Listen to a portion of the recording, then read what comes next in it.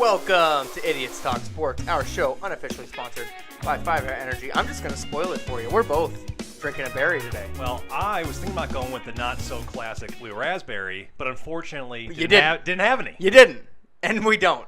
But Fiverr Energy, you could change that. You could just throw us cases of everything, you know. Shout out. Up to you guys. Today we're going to be discussing the state of the New York Islanders, what John Tavares did to them, what Matt Barzal is going to do for them, break down their season stats, prospect pools, free agents, and where we think the team will end up next season. Let's get into it. Is John Tavares basically the worst guy in the world? I would have to say no. Yeah, probably not. But then again, I'm not really a New York Islanders fan. Yeah, that's true. So it's easy to be non-biased. People were burning jerseys and stuff, like Yeah. taking it a little too personal. Well, I mean, he was the face of that franchise for, 7-8 years? Yeah, I get it. No, I mean, his whole career, you know. And it looked like he was going to re-sign. I think. Well, the thing for me, I mean, I cut you off there. The thing for me is he didn't, give them heads up. Everyone's saying how he went about it. Yeah. And, maybe he didn't know until midnight, but for sure make your mind up Right. before that. Right. And don't, I think he was at a wedding, or maybe it was even his wedding. Maybe he was getting married.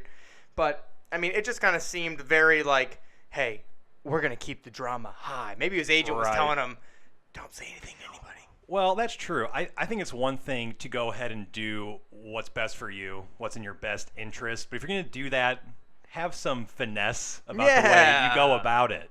Yeah, and the thing is though is John Tavares is a class act. You see all his interviews afterwards, and he talks about how how fortunate he was to spend some time on the island. But The one thing though, where the class act thing is a little debatable, is when he did. Everybody was talking about this, and I saw it as well when he said this. Was when he said, you guys got that kid who won the Calder.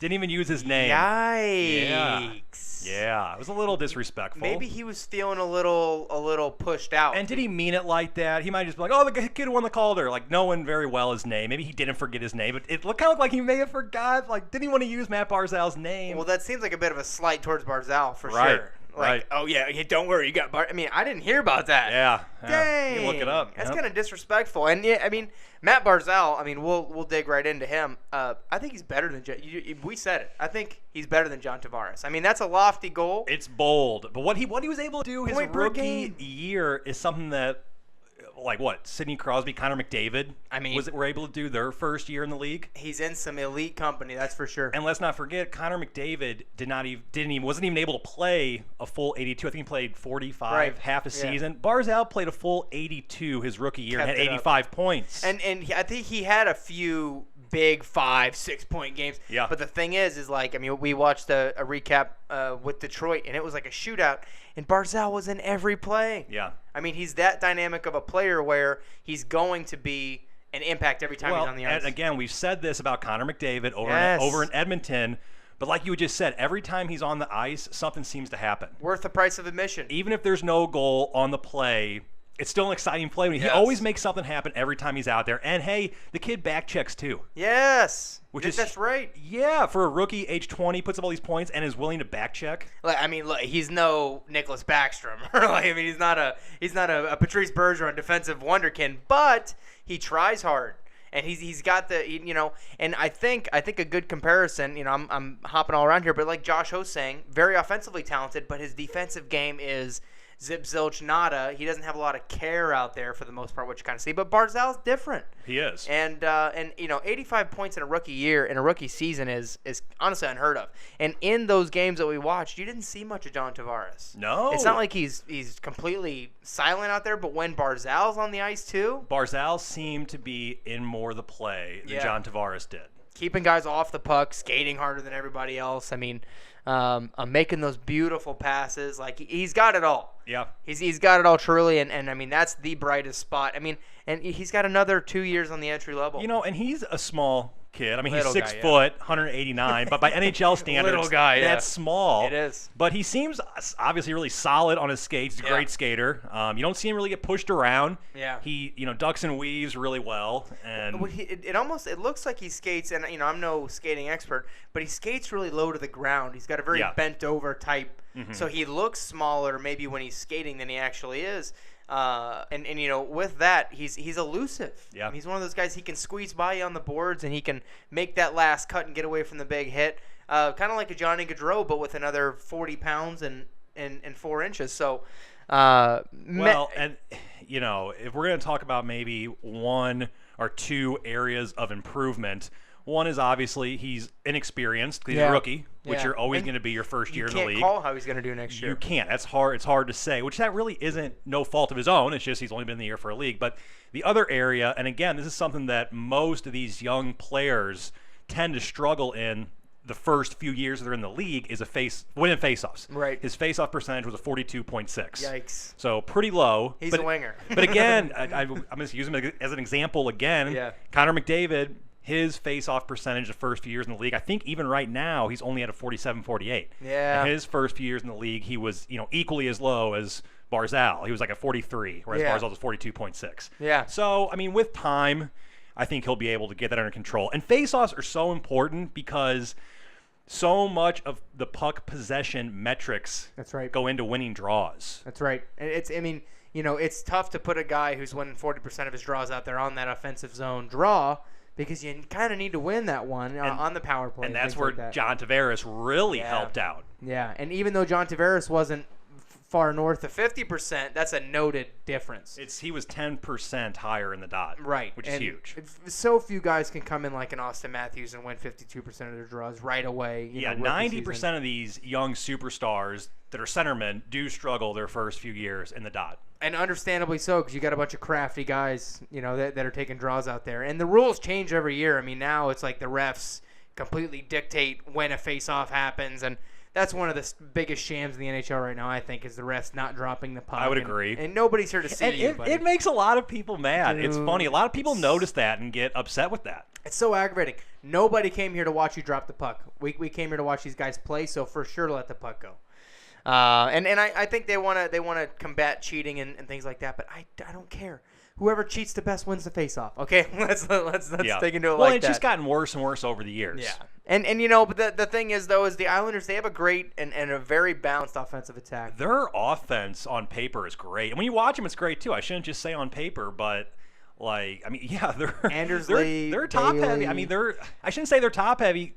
They're just so well balanced up front. Their third line guys can contribute. You know, that's the thing, and you've got a couple of weird things. I think they're probably their fourth line, and they're such a.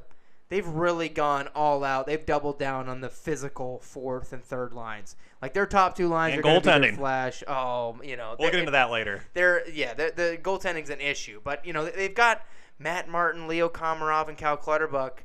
Which are not they're guys who don't have a ton of purpose out there. 10-point, 15-point guys who are making a combined $10 million.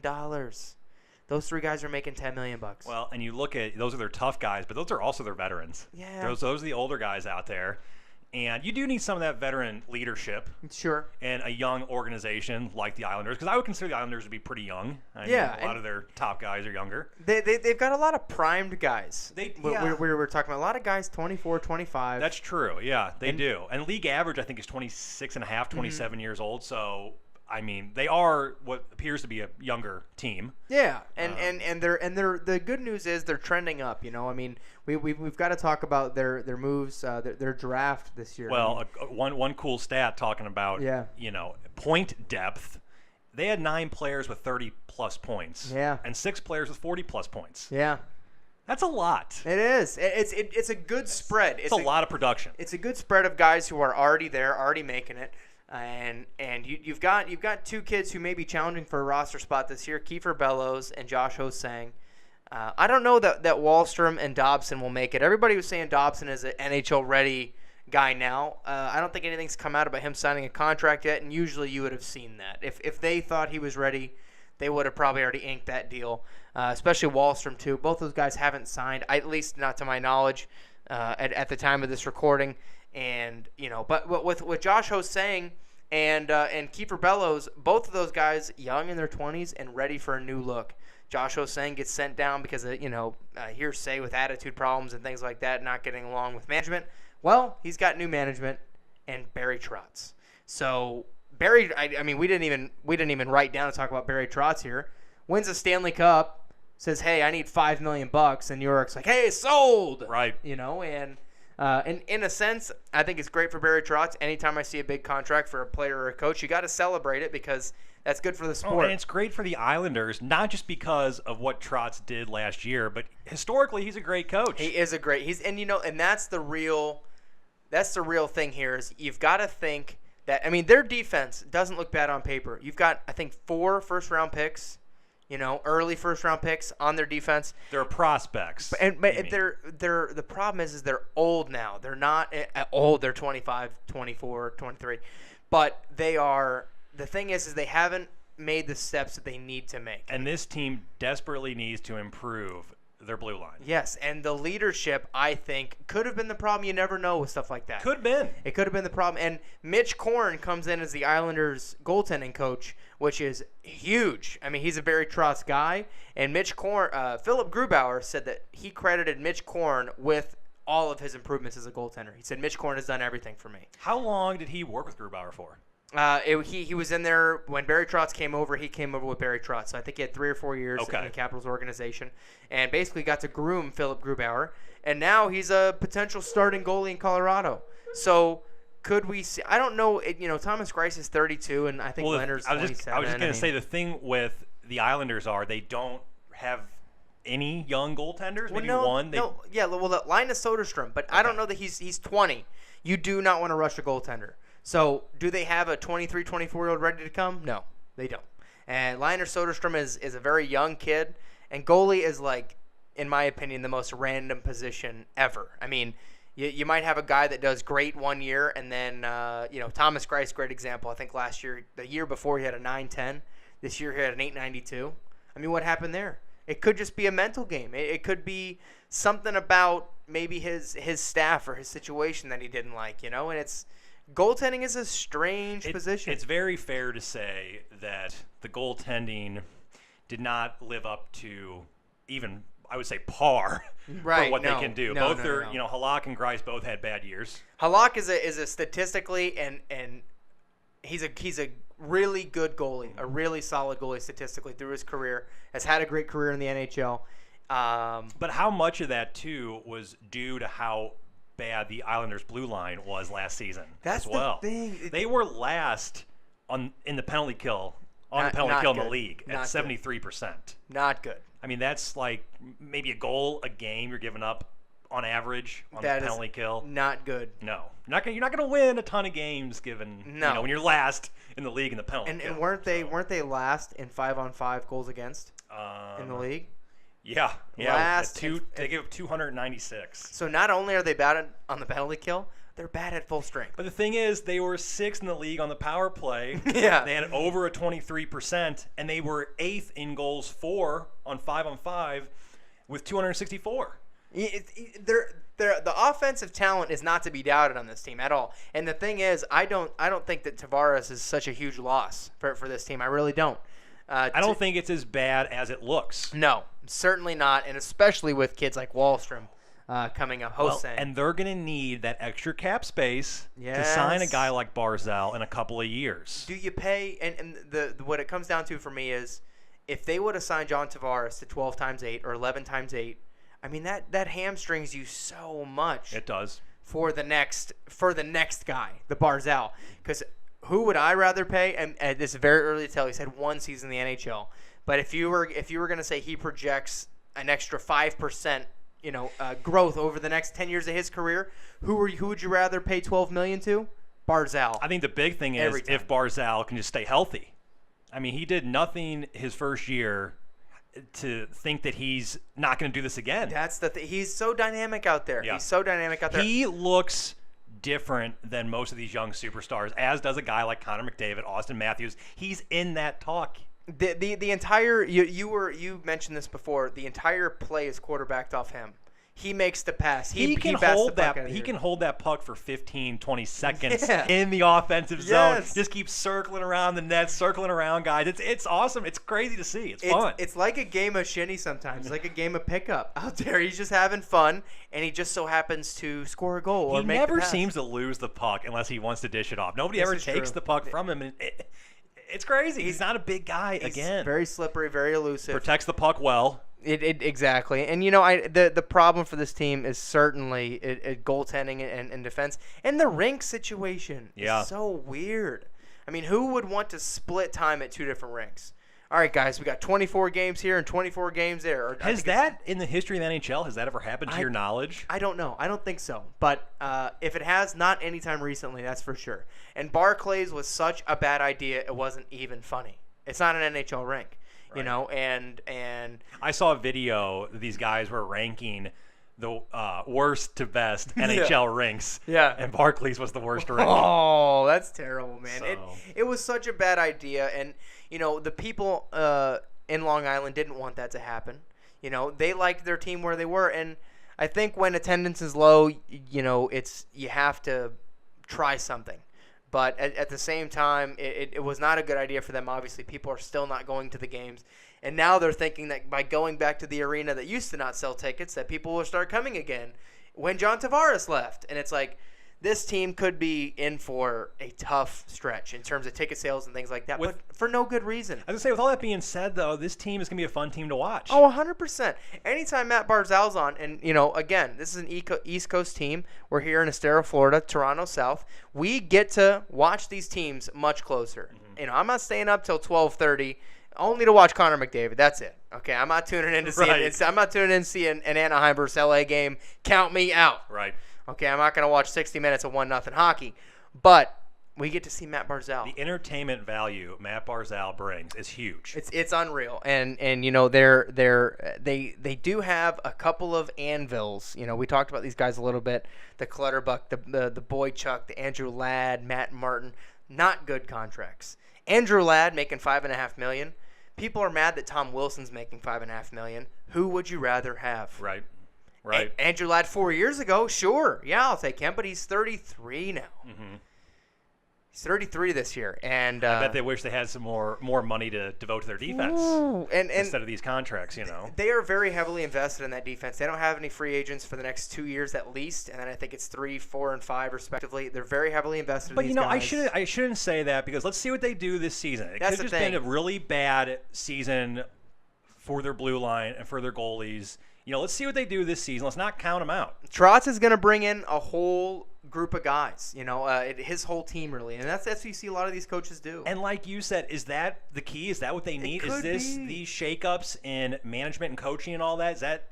Is that what they need to get back on track? It especially when you have, if you can develop some of that young talent, some of those guys, will Michael Dal Cole ever make it? If you can develop the Bellows, the host saying, Dal Cole, they've got this kid Yannick Rathgeb they signed from the National League A. If they can develop some of these guys, and that Rathgeb kid is going to come to the AHL this year, he's going to get a chance. Maybe he cracks that lineup. Maybe you take a guy like Pulak out, who's maybe not, and I don't think that any of those defenders are particularly bad. They're just not as good as they need to be. Mm-hmm. That's the problem. So, if you can develop some of that young talent, they really have a good shot here in a couple years. If Matt Barzal keeps developing, the thing is, would you ever count the Edmonton Oilers out? No, I don't think. No, you can't. You can't. They have Connor McDavid.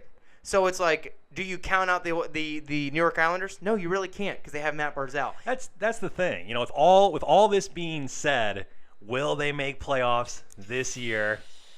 Hard to tell. I'm gonna have to say they miss it, but not by much. But again, who knows? Yeah, it's so hard to say. We love this league. We love this league because of the parity, because any team can make it, because it's not Golden State Warriors and Cavs every year. Sure. So, with that said, I don't think they make it. The Metro and the Atlantic are so good right now. Both those divisions are so good, and the Metro I think is the best in hockey. The Flyers are just about a lock. The Penguins a lock. Capitals a lock. I mean, who, are you really going to be able to? And then, the Atlantic might send 5 teams.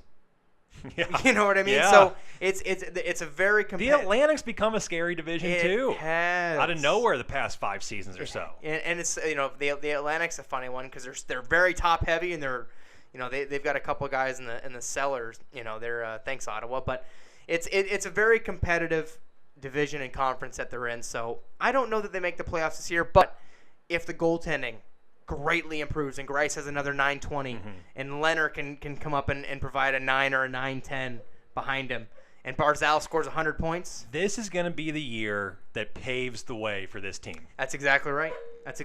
And we need if I were an Islanders fan, I would want to see the young kids play this year. Don't worry about making the playoffs right now, because nobody's expecting it out of you. No. You just lost John Tavares. Nobody's excited about the Islanders like, "Oh, they're really going to do something." Play those kids. I don't know why you just paid Matt Martin $2.5 million. I don't know why you just paid Komarov $3 million.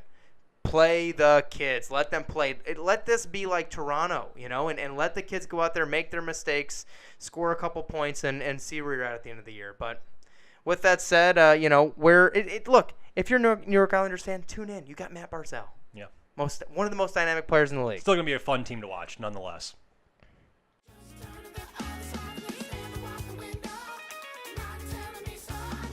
All right, everybody. That does it for today's show. One last thank you to Ben Rosette for letting us use his music for our podcast. The full title for the songs used can be found in the description below. Thanks for tuning in, and you'll be hearing from us soon.